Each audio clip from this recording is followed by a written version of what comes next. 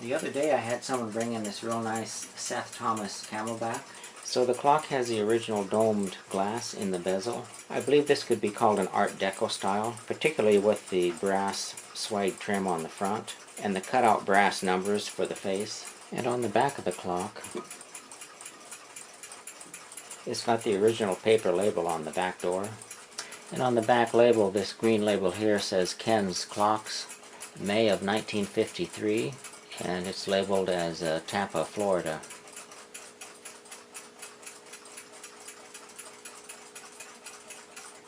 And here's a picture of the original Seth Thomas label. Well, let's get this movement out of the case and take it over to the bench and see what's going on with it.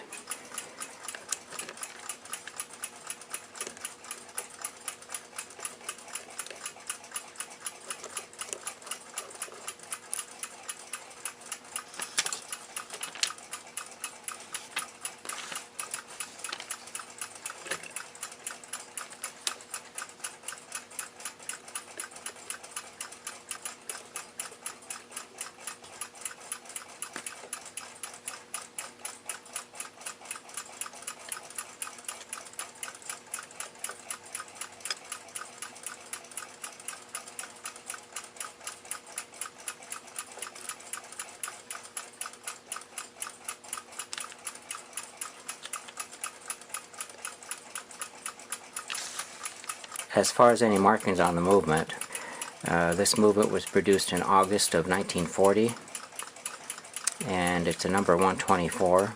These 124s have more teeth in the gears and the pinions than a standard American movement.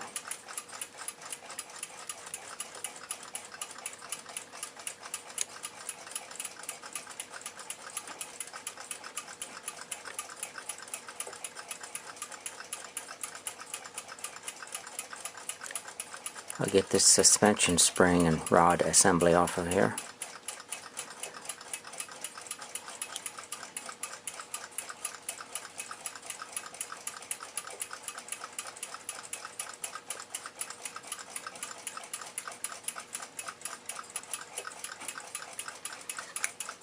This third wheel chime assembly gear is held on by 2 screws.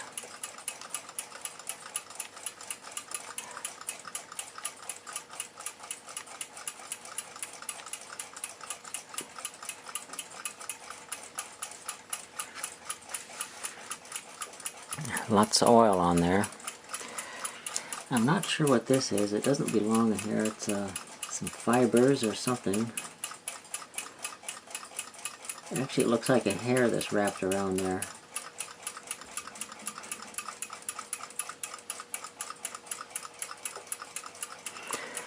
I find a lot of hairs wrapped around some of these pivot points, and the owner's been complaining about this clock stopping at random times. He was thinking either the mainspring needed to be cleaned or something, but there might be some hairs wrapped around some of the pivots of the timekeeping side of this movement. And we'll let the mainspring down on this chime side.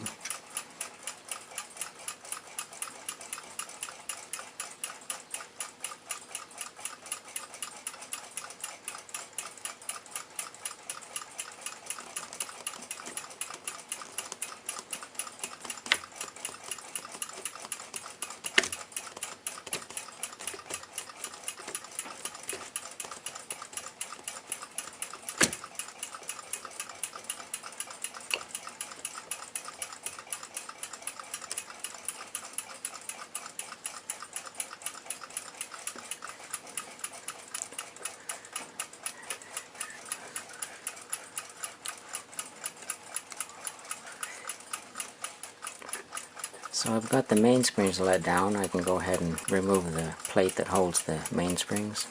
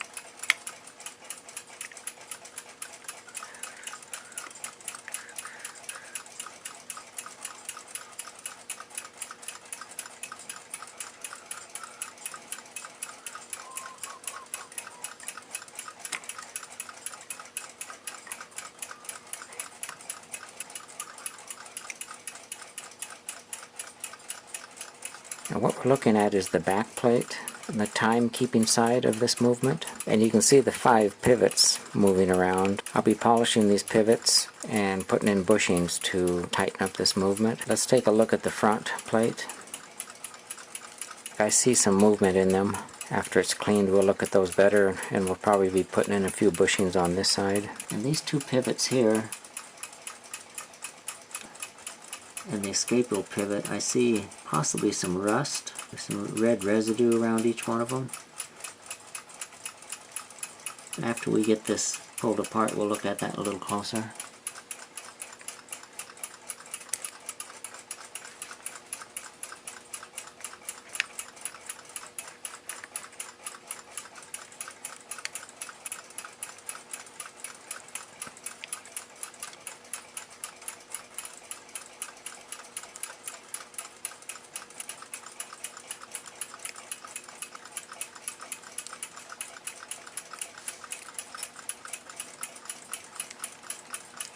It's time to lift this front plate off so that I can check the pivots.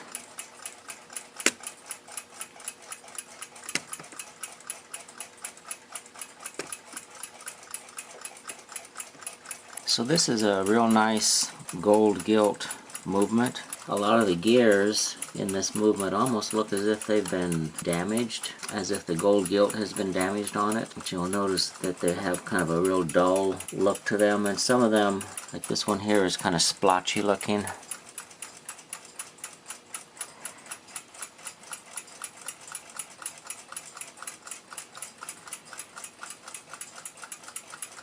The gold gilt has been damaged on this from too aggressive cleaning methods. The pivots on this movement, they look to be just in excellent shape. There is a few dirt particles, chunks of dried up oil or whatever it might be. But we'll get this movement cleaned up and move forward from there. And it looks like there's some loose pivots in here. So I'll be putting in 6 or 8 bushings in this movement to tighten up the time side and see if we can't get it so it's not stopping periodically. So when polishing these pivots that you can't chuck up to real close to the pivot, this is a setup I use. A lot of times the pivots, by the time you chuck them up and start rotating them, they're not real true. You can see it wobbling around. This is just one of the setups I use to help with that. I support one end of that pivot there.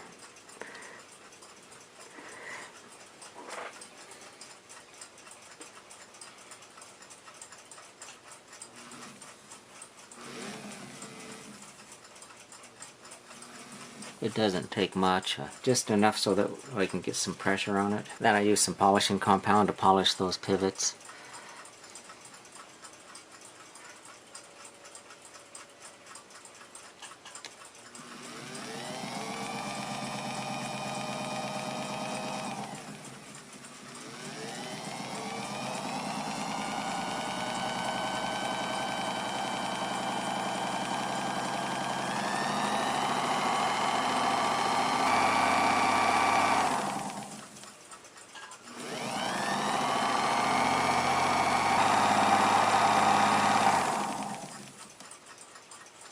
And you can see it does a real fine job. They should be pretty much like a mirror finish.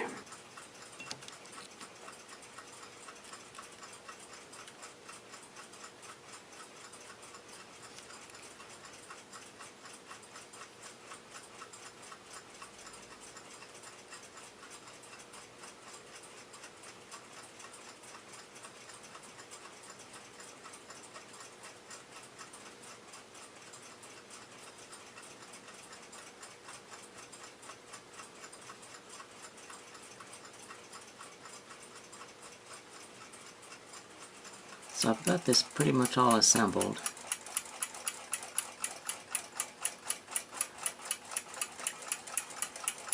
Just doing the final oiling on it.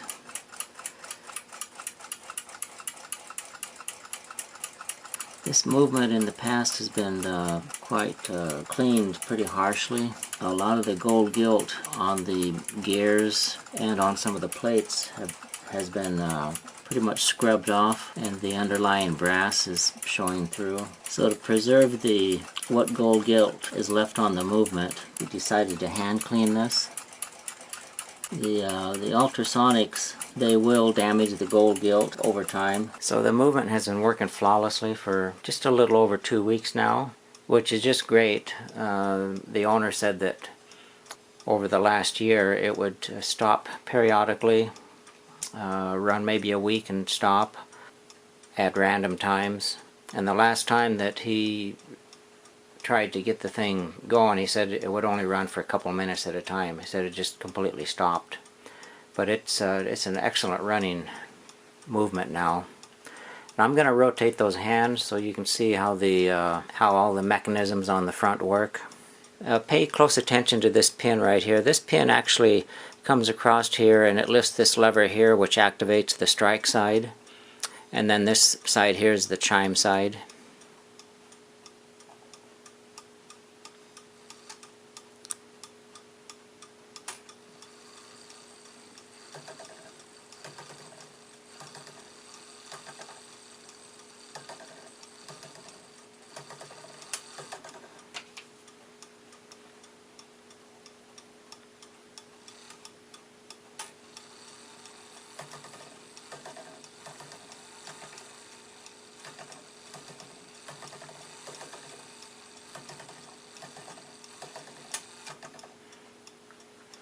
Now coming up to the hour side, you'll see this pin here will activate this lever here, which will do the striking at the end of the will do the striking part at the end of the melody.